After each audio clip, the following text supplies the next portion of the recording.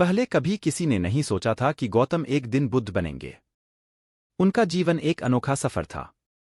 एक समय की बात है जब वह एक राजकुमार थे। एक दिन उन्होंने अपने राजमहल को छोड़ दिया और तपस्या में लग गए।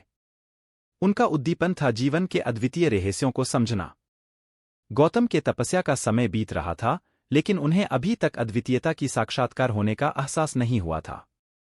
एक रात उन्होंने अपने नीचे एक पीपल के पेड़ के नीचे बैठते हुए तपस्या जारी रखी। उनके मन में कई सवाल थे और वे उन सवालों के उत्तर खोज रहे थे। तभी उन्हें एक अंधकार से बुद्धत्व की ओर एक प्रकाश दिखाई दिया। गौतम को अब समझ आया कि जीवन का असली अर्थ तपस्या और साधना में है। वे समझ गए कि संसार में दुख का कारण और उसका समाधान क्या है। गौतम ने अपने जीवन को देने का निर्णय किया और वह रहने के लिए एक नगर छोड़कर चले गए। वह बोधिसत्वा बनने के लिए तैयार थे, जिसका अर्थ है एक बोधिसत्वा जो सभी को बोधि दिलाए। उनका पहला उपदेश था, शांति का मार्ग अंदर से है। बताए, अगर तुम अपनी आत्मा को शांति में पाना चाहते हो तो सारे बाह्य प्रकृति को छोड़ो और अपने अंदर की गहराइयों में जाओ। गौतम ने अपने शिष्यों को योग और ध्यान की शिक्षा दी। उन्होंने सिखाया कि जीवन की सच्ची महिमा सिर्फ आत्मा के संग्राम में है। एक दिन गौतम का विशेष शिष्य अनांद ने उनसे पूछा, बुद्धा बनने का सही मार्ग क्या है? गौतम ने मुस्कराते हुए कहा, गनांद, सही मार्ग हमेशा सीधे और सरल होता है। उन्होंने जारी रखा, तुम्हें अपनी आत्मा को समझने के लिए अपने अंदर की ओर जाना होगा। ध्यान और योग के माध्यम से तुम अपने अंदर की शांति को पहचान सकते हो। गौतम ने जीवन को समझाया कि ज्ञान, करुणा और मैत्री के साथ ही सच्चा बुद्धत्व हासिल हो सकता है। उन्होंने सिखाया कि हमें सभी जीवों के प्रति समर्पण और सेवा करना चाहिए।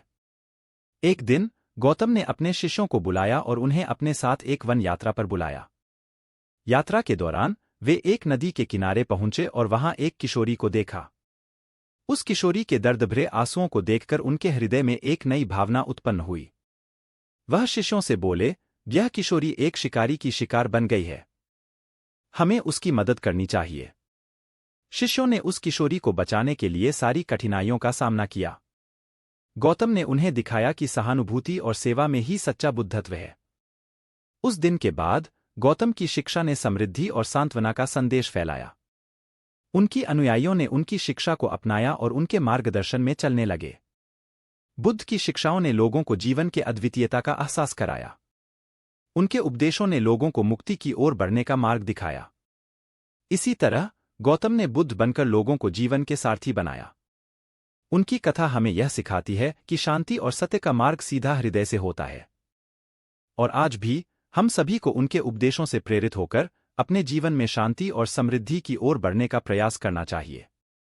इस सफल यात्रा में हम सभी एक दूसरे के संग सहायक बन सकते हैं और बुद्धत्व की ओर बढ़ सकते हैं।